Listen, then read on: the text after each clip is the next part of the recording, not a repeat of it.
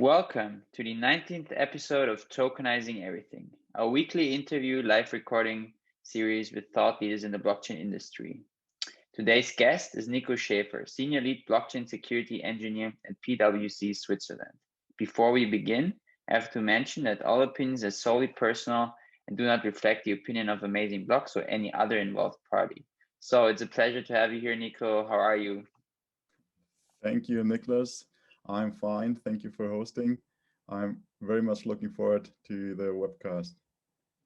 Yeah, it's exciting, always a new guest, and I was excited for this episode since I know, from the smart contract side, there's really not much better people to ask than you. So, would you maybe just briefly give our listeners an overview of who you are and kind of where your interest is coming from in the blockchain space and your achievements thus far? Sure. So, as already said, I'm Nico Schäfer. I actually studied business. So I started studying business in Augsburg. This was already focused on quantitative finance. So they had one track which was focused on quantitative finance. And then I started my PhD in Bremen, which unfortunately is still not finished. I'm working on it, but it's hard. It's getting delayed and delayed. The blockchain space is evolving quite fast, and then there's one project coming after another project. So, and I started my PhD also in computational finance. So there was already, despite it was business, there was already this IT touch in there. And beside that, I was heavily gaming back then. And at some point, I just learned writing code and programming by myself. Back then, it was starting with websites, some JavaScript, some PHP, and all that. So I had the background knowledge there. And yes, so then I don't know how long the story shall get. I was doing my PhD in Bremen, and there's usually a work contract for a couple of years. You're supposed to finish in time there. Most of us don't. I also didn't. Well, then I thought, okay, maybe a couple of months more. Went back home to where I grew up, and thought I focused on my PhD. But here's the but, and here's the hook: how I came into crypto. There was one colleague in Bremen who was like, Nico, have you heard of these ICOs? I was like, no, tell me more, what is it? And this was really exactly in the beginning of the ICO bubble. So he was like, yeah, basically they're dudes just issuing their own coins and people pay for it. And I was like, okay, sounds interesting. Let me see what is this. And well, we had this. There was, I don't know if you remember. I cannot even remember the project name, but there were multiple projects where random private persons issued tokens, and they honestly wrote on the website, we just use this token to buy a new computer and monitors or whatever. This token has no value. If you invest, it's not investing, or if you buy my token, I don't guarantee for anything if the money is gone. Still, these projects managed to get funding, which back then was totally, it's still totally insane. And so we were like, yeah, let's go. I don't know. If we have some idea, either we come up with an idea or we do it like that and say like, hey, we just made this token. And because my friend wasn't, or my colleague wasn't that tech affine, so he was like, yeah, Nico, can you see if you can get the smart contracts and all this stuff together? I was like, sure, let's go. Put everything together. It took me just a couple of days because I already had knowledge. I read about Bitcoin before. I read about Ethereum before. Couldn't really figure out what it is and put together the pieces of the puzzle and what the impact would be. I was just like, okay, they put together whatever, some crypto stuff with peer-to-peer networks and so whatever. So it made sense for me, but I didn't like realize the impact it could have. Anyway, what took me some days to set up the website, hook it up with Web3 and the smart contracts, and I was like, hey, uh, dude, I'm ready. Let's go. And then he was like, yeah, Nico, I talked to a lawyer. And I was like, oh, that's a showstopper. And yeah, so the lawyer definitely advised us to not do it. Anyway, I gained a new skill there. I got deeper into it with another friend who contacted me, and told me, hey, we maybe need someone who develops some stuff there. So I helped out there on another project, then another thing lead to the next thing. I ended up in some groups and all that. And in the end, yeah, well, I met my now boss or bosses, and joined Chain Security, which was in the beginning. I was hesitating a little bit. It was for me. I knew that it was a career change somehow, because I went from the quantitative finance or empirical capital market research, that was what I was doing, to a really now completely IT focused or computer science focused domain. But well, yeah, this was how I got in there, ended up at Chain Security, and there I learned a lot. So I mean, the experts we have there, they are amazing, and basically they also taught me the skills then and the skill set, and I think our team still is one of the leading teams. Okay, so very exciting approach there, right? Really coming from the deep tech side of it and experiencing the first, moments of the ICO craze. And I think that's something that not most people can say about themselves. So props to you there. Just out of curiosity, and before we really dive into the career of being a blockchain security engineer, just like wanted to ask you, kind of like out of the blue, what excites you most about smart contracts, obviously, since this is probably what you're mainly focusing on with your job. Yes, good question. So I mean, I'm still, because I'm still coming from the financial world. It's still the all the projects, like DeFi projects, all the finance related projects.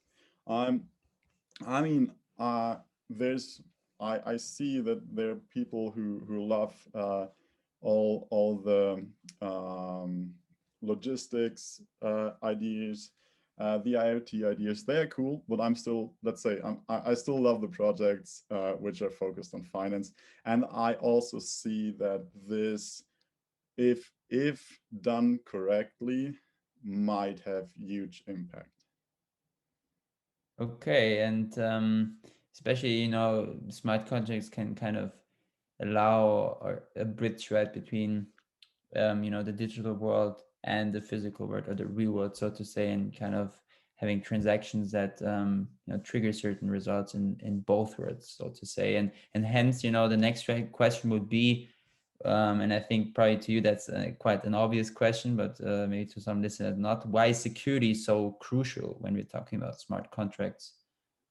I mean, okay, so there, as I said, if they are financial smart contracts, I mean, it's kind of obvious, right? It's basically, I mean, that's what they claim to be. Like they decentralizing exchanges, banks, financial institutes, or financial projects, meaning they are literally dealing with money, and the money, huge amounts of money, are supposed to flow over these contracts, which means these by definition needs to be trusted and secure in some way, and also, I mean, security in that sense, that the I mean, this distributed idea, where you basically have to not trust a bank or a central institution anymore, where you say like, okay, then in this sense, we really need to make sure that all these parts in this network really are secure, right? Okay, yeah, definitely, because obviously, the value that these smart contracts obviously kind of could trigger and inherit, so to say, could really be, have a crucial impact in terms of the, yeah, the outcome that it triggers. So hence, auditing smart contract is obviously crucial, and we obviously need people like you that are experts in that regard to make sure that everything can be done in a safe and compliant manner. So, before we dive into the process of auditing smart contracts, maybe could you just give us a brief overview of how the landscape or the marketplace in the sector looks like? So you mentioned you worked for Chain Security, and now you joined PwC Switzerland. Are there other players in this ecosystem? Is the ecosystem a bit more centralized, or is it actually decentralized? What does it look like? Yes, so coming to smart contract auditing companies or smart contract assessing companies, because right now we are not allowed to call it an audit anymore in PwC because this term is reserved for financial audits. So we are doing code assessments, but that's just like small thing. In the end, there are a couple of really great auditing companies out there, which are getting like evolved with the ecosystem like we did. They came out of the ecosystem. But as far as I know, we were one of the first or the first team coming out of this ecosystem, now joining a big established institution. There are others which are getting bigger and bigger. Like, let's say they are getting maybe institutions at some point, or they are institutions in the space, but let's say they also get international institutions in the future, maybe. Well, we had the interesting path of growing out of this ecosystem and then joining one of the institutions. Yeah, it's definitely an exciting path, and it also, I would say, validates, the good work that you guys were doing.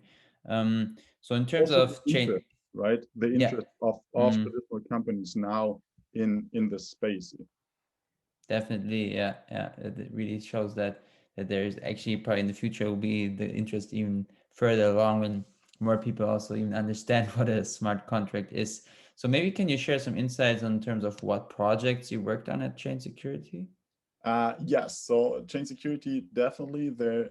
You can go on the website and even still look at some of the projects we did. And I mean, famous projects, for example, are Kyber. There's Polkadot. And yeah, just check out the websites. They are still so there are also still some of our reports. So there you see what our output actually is as an auditor. So all of these auditing companies basically write a report, but I think we are coming to this later, right? Yeah, definitely. So I think, yeah, when I read, the different names, when I checked out the website, I was quite, impressed, because I think people that are familiar with crypto will probably go like, okay, I know this one, I know this one, I know that one. So it's like, it really, shows how much trust, they gave you guys, and how much probably influence, the audits or the assessment you guys did will probably also have in the future in Yes, the development of these projects. Yeah, most of the names there. I mean, this is just like an a small part of what we did. A lot of projects are still confidential, and I think we work with yeah, a lot of the major players in the space. Yeah, very exciting. So maybe can you guide us through the process of how assessing a smart contract looks like? Obviously, you can. I'm not asking you to share your secret sauce, but just like a high level overview, so our listeners can have an understanding of it. Sure. I mean, for you as a client, it should be a pretty easy and smooth experience if everything works out. So basically, if you're done with your project, so this would be the audit. I mean, you can consult us from the beginning and ask for help with setting up the project or the architecture. But let's just say you have a company. You had developers developing your smart contracts. They are done. They are ready. You think they are audit ready. So then you can approach us. Send over. Usually, you send over the code. Most of the code is open source anyway. If not, and NDAs are required, we set up the required NDAs. We access the code. And then we estimate basically the time and effort for us to audit the code base and write down a proposal for you.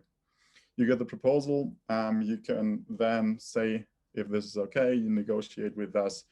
We can also, usually what we do is that we, for example, change the scope a little bit, and maybe they say, okay, we actually don't need whatever this open Zeppelin token contract is anyway from the library in there or whatsoever. And in the end, then you sign the contract with us. There's one small thing inside of PwC, which now additional comes on top and is sometimes a little bit time consuming. This is our onboarding process. So PwC has way stricter guidelines, which makes sense. And there they are really doing the background checks, checking the projects, checking the stakeholders and shareholders, and trying to make sure that we work with legit clients, which we usually, like, I think we do. And yeah, then when the code is submitted, the contractor signs, we get the code base, and we will review your code base.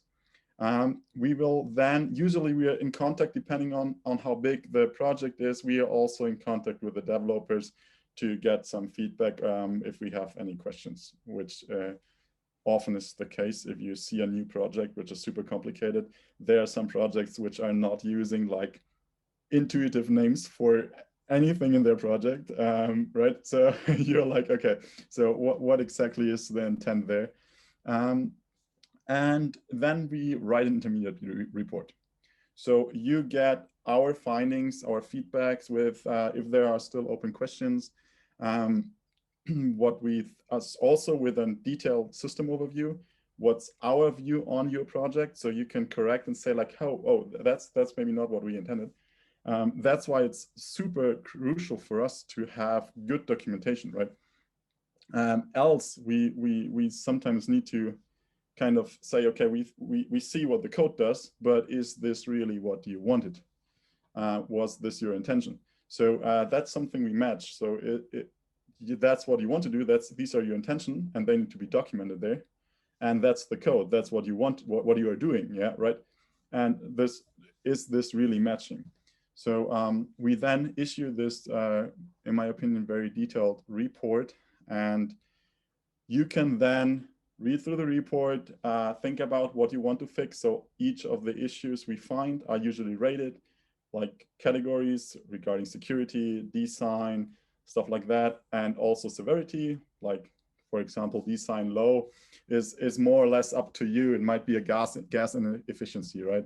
Where you say like, okay, I don't really mind there. If there are security issues, well, you better fix it. So, and then you send back basically we also provide a form where you can answer to all of these issues. You send this back to us. We go through the fixes and see what you did. In a perfect world, then everything is perfectly fixed. We will issue a final report where basically everything is marked as fixed and say, okay, all our issues we raised were fixed. It's usually not a perfect world. So usually you fix something and break some other stuff. So there it might be that we get in some iterations. And well, so depending on how good the fixes are, what we think, there might be 1-2 iterations where the code goes through another round of intermediate reports. And in the end, if you agree and say, okay, I don't want to change anything anymore, I mean, it's still up to the client, right? Then we say, okay, fine, and issue this final report for you. So that's the rough walkthrough. I think it's similar to other in other companies. Okay, very exciting. So, to really see how this process goes along, and also I think what you mentioned is very well is that the smart contract needs to execute actually what you actually have as the goal for it. And I think there probably will be a lot of issues where people have an idea, but then they will not know how to execute it potentially, or not execute it in the right way. So what would you maybe describe as the most common bugs that you know see, and maybe also the most, let's say, challenging bugs? Yeah, common and challenging bugs. So let's say, I mean, one of the most famous bugs still is the re-entrancy bug, right? Where basically a smart contract a function of a smart contract is re-entered multiple times.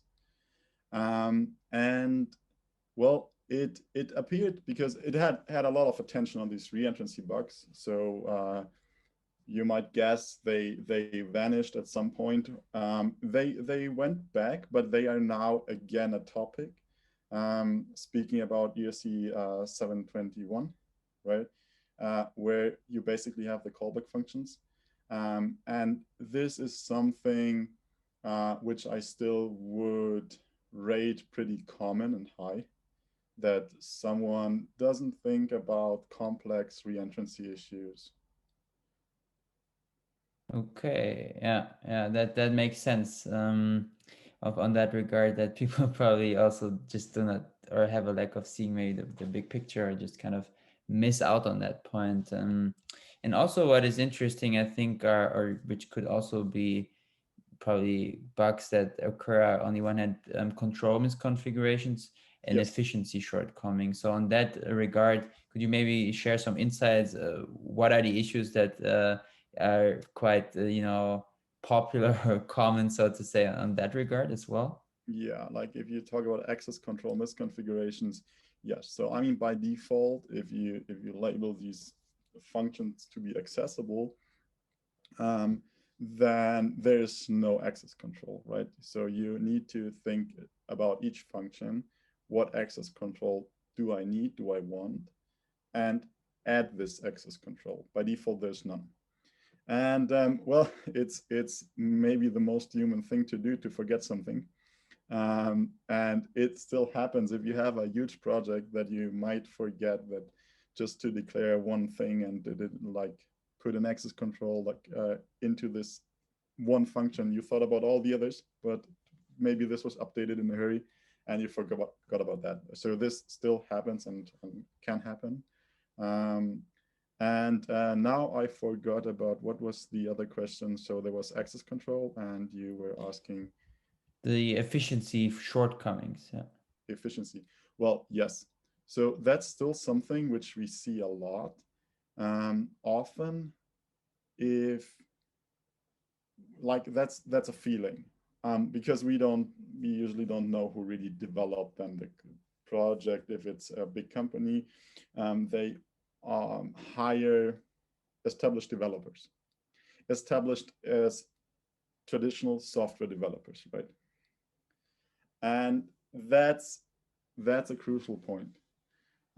You have to really understand and think about how, for example, Ethereum works to write the software efficient.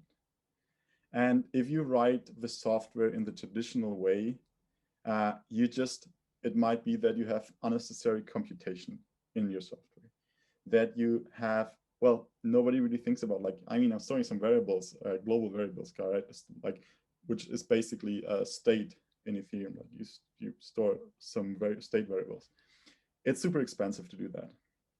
Right now, I mean, if you store some state variables, let's say you have just one additional state variable that isn't needed, it costs you a couple of dollars changing this in the end, if you have a complex system, maybe. You have a transaction, there are some state variables set which don't need to be set, then you immediately have a couple of whatever cents, dollars, depending on what you have the system. And this, in the end, if you have a complex system, and it happens often, or the system is used a lot, this adds up, right? Okay, yeah, that makes sense. So also, what I think probably is another challenge that can happen quite often is how can we make smart contracts compliant with the law, right? Especially with emerging trends such as equity tokenization, which we focus on. So is there like I'm sure I'm not going to, now I'm speaking it out loudly. Is there a secret sauce in terms of making smart contracts compliant with the law, or do you not really need to think about the law per se too much, because really it's more about the technical functionality that is important here. Well, yeah, kind of also chicken egg problem. What you want to do there?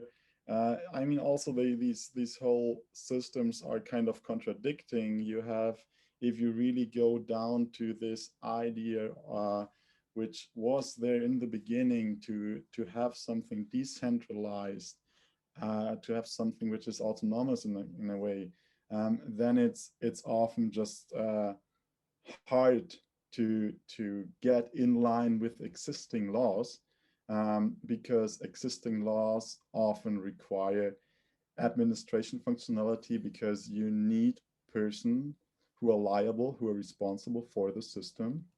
And I mean, if you have a DAO and all that, there are many questions to figure out, right? So who is the one responsible? Who is the one liable? And these were the questions which were asked pretty quickly, and which a lot of people try to resolve. But that's why we see lots of projects which are highly administrated, which kinds of was against or is against the initial spirit, right? In the end, I think if we want to get this in line with existing laws and also flying into this direction, there's on both sides, there's a lot of work to do. The lawmakers, or all, like the regulators, need to think about what still applies or should apply on these systems. And in the end, on the other hand side, we need to think about how to make these laws or how to implement these laws as efficient as possible. For example, with certain standards, for example, with blockchains who might, I mean, that would be a big wow in the initial, in the base community, where if you say like, yeah, okay, we need identities on the blockchain, else you cannot even access the blockchain, right? Something like that might be then the case that it's needed in a way, or everything needs to be KYC. We are at that point, right? If you want to, you know it. You have the problem, you need KYC of all of these users.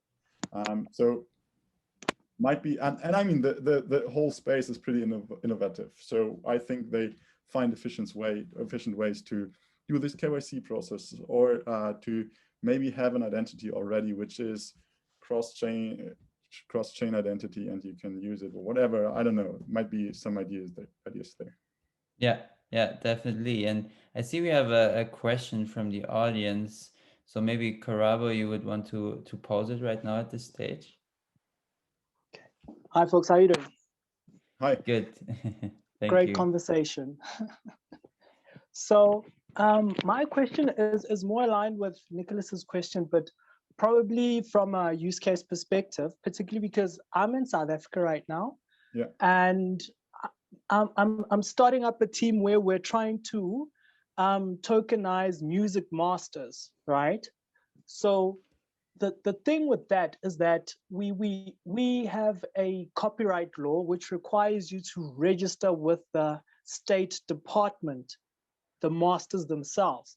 So in terms of a decentralized network and trying to have a global reach, right? How are we sort of meant to approach the law in this way? Because different countries have different requirements, especially like, I think we're almost in a place where we're like trying to get to Ready Player One, where what happens on the blockchain is just as recognized, if I could say that, without having to take an extra step to now going through a registration process of sorts on the other side as well. Yes. I mean, super tricky question. Hard to answer for me from a technical perspective. But as I said, I think, I mean, one side really needs to, like, it's basically the regulator side, who either needs to say like, okay, you are allowed, for example, to build up a decentralized network, which acts then as a institution worldwide where you can register the music masters. As far as I understood the use case, right? That's the thing. I'm not sure, but in this case, either you get the regulators moving, or you have really this trouble of adopting in each country to the local laws. I know it in Germany. We have this, for example, for music, there's this institution called GEMA, which is super complicated to deal with. And I don't know if other countries also have these institutions. You mentioned something in South Africa. What was it called? Or what is the institution there you are struggling Yeah, with? quite correct. Yeah, so we have SUMRO and then we have CPRO. So they work differently because one is audio and one is visual. So just imagine the nightmare of having to deal with the SUMRO in each and every country. Yes, and there I think that will be a lot of lobbying work. This is not so. I mean, if you have a great technical solution for that, it's still up to the regulators to say this is also a valid way to deal with the use case there. Or you really get all these institutions in the major countries moving first, and if you have them moving, maybe the others will follow. I mean, if most of the Western countries, like let's say the major EU countries, US and I don't know, Japan or something are moving, then the others will think about moving too. Yeah, but I think that's so something only solvable via lots of lobbying. I'm not sure. That's just my opinion. Sorry. yeah, I think you answered the question quite well. And that's very exciting to see, you know, the different applications as well, right? That smart contracts can be leveraged and used for, and how it differs from which country you apply them to. At this stage, you know, I would like to insert a question from the Bean Crypto community, which are a partner for this podcast, and they were wondering if you could just, and that kind of also aligns with you know, the question before, what are the most common applications of smart contracts, particularly in Switzerland? And on top of this, what do you personally believe smart contracts will disrupt the most in terms of the application thereof? That's a good question. Application in Switzerland. I mean, I think tokenization is still the major topic, but especially in Switzerland, you know, there's the Swiss Post trying to get the elections held via blockchain supported technologies. So this is a very interesting use case. I wouldn't say it's a major like it's not a common use case there, but it's something pretty special, and they really try to push this, which I think is super interesting use case. So if the question is, okay, what use cases, what interesting use cases, special use cases are there in Switzerland, I would definitely mention this voting. Else, I mean, I think tokenization still is number one. Also, we have interesting DeFi projects, even originating out of Switzerland.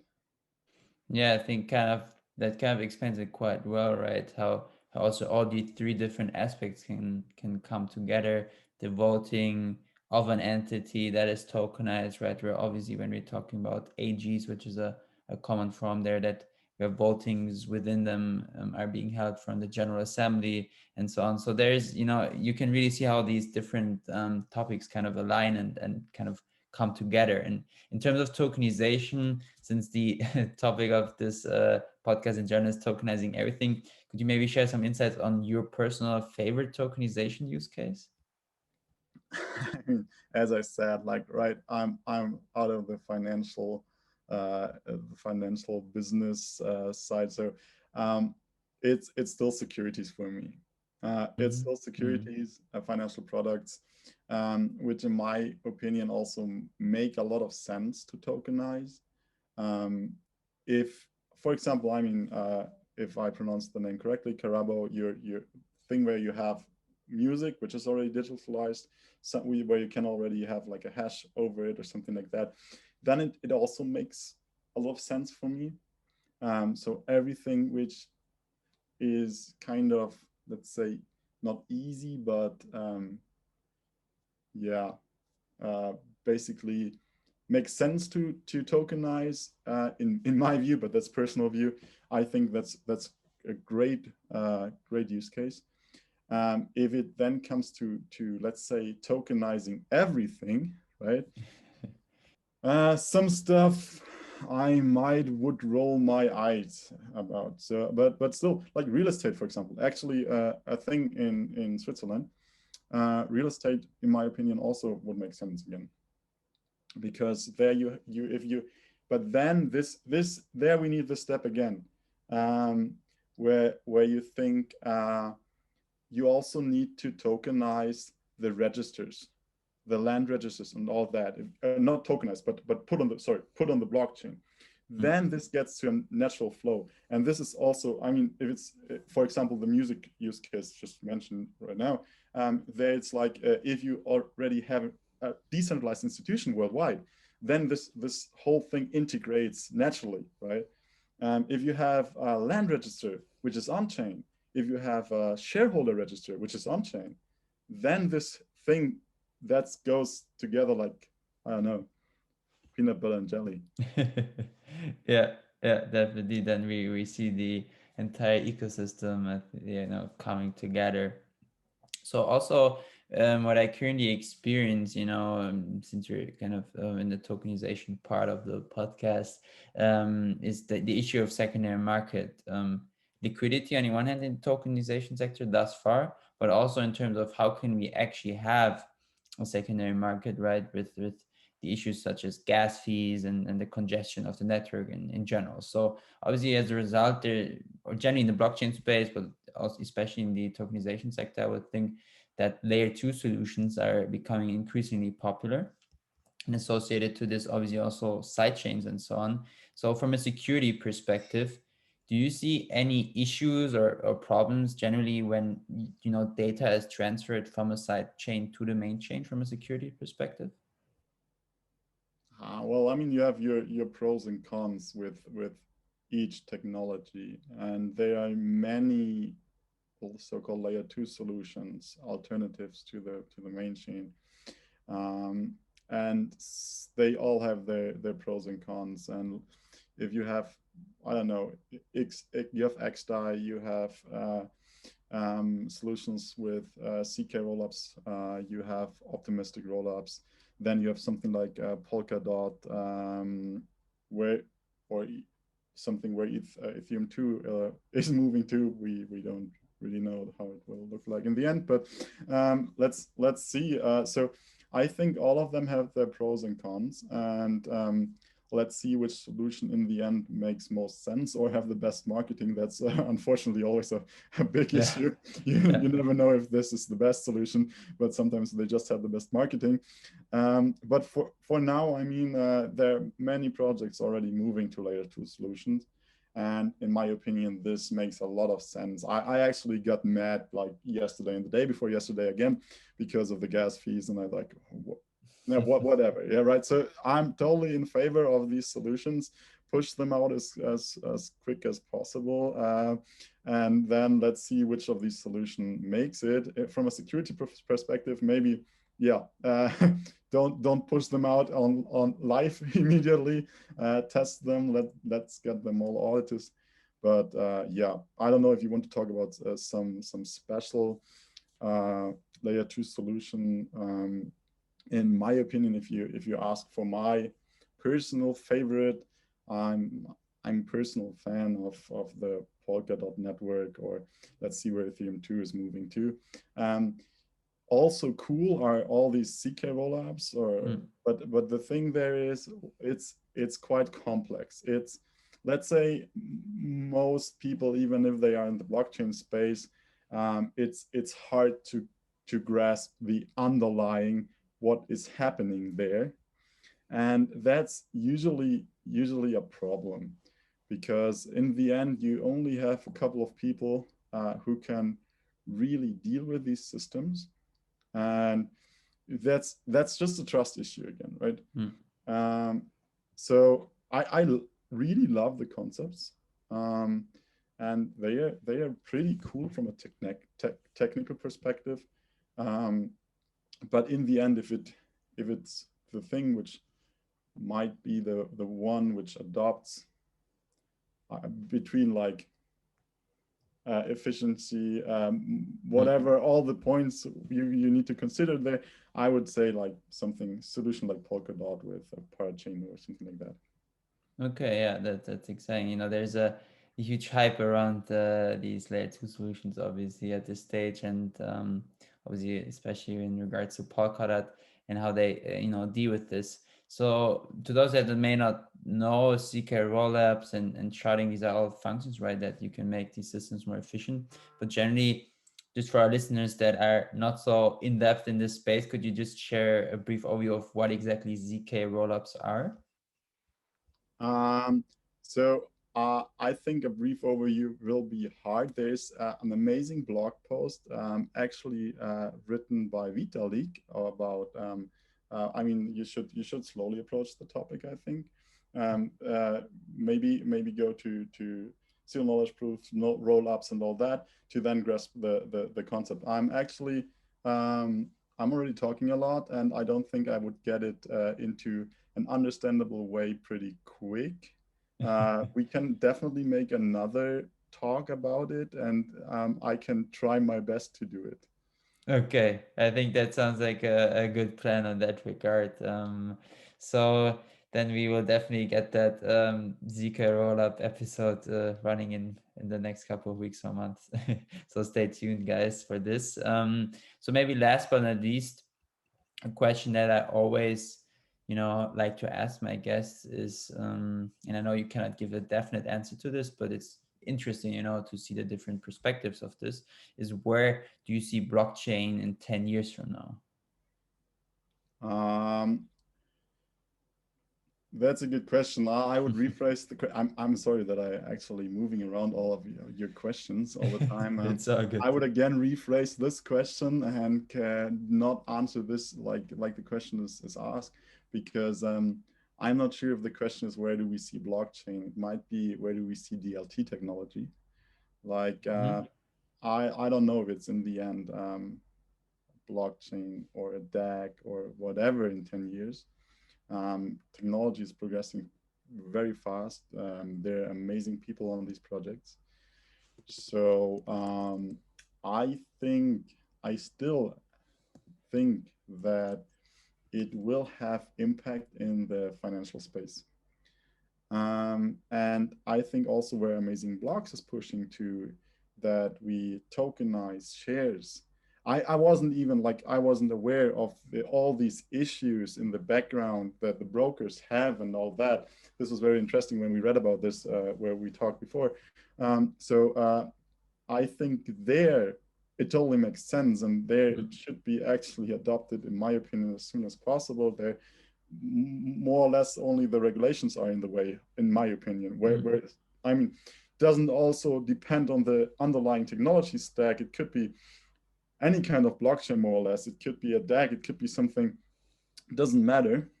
There we are at a point where it could already go forward and we could see a lot of change. There I think we will see the DLT technology. I'm not sure. I mean, lots of use cases which were discussed from the beginning, like the insurance use case, all that. There's Nexus Mutual. This is, my opinion, an interesting project. But else, the big insurer, I don't know if they really jumped on the train yet. I didn't follow it really close, but if you know, there are other things where I think it maybe take even more than 10 years or whatever to really adopt there. But everything in like the financial sector is also moving quick. Like if something is more efficient, I think this would be something which, if regulations need to move, right? Yeah, regulations are really the bottleneck at this stage. Coming back to basically also the topic, it doesn't matter where, right? South Africa, Switzerland, Liechtenstein, Germany, US. It's always that we face outdated or kind of outdated regulations when dealing with DLT technologies. Definitely, and let's hope, you know, the regulators will follow suit in the future and kind of at least try to catch up with the fast moving tech. So yeah, I mean, it was a very interesting episode. I think especially the newbies in this space that will be listening will have gained a lot of more in-depth knowledge in terms of what's happening, behind the stage, so to say. So really, thank you. We appreciate you taking the time for today's episode.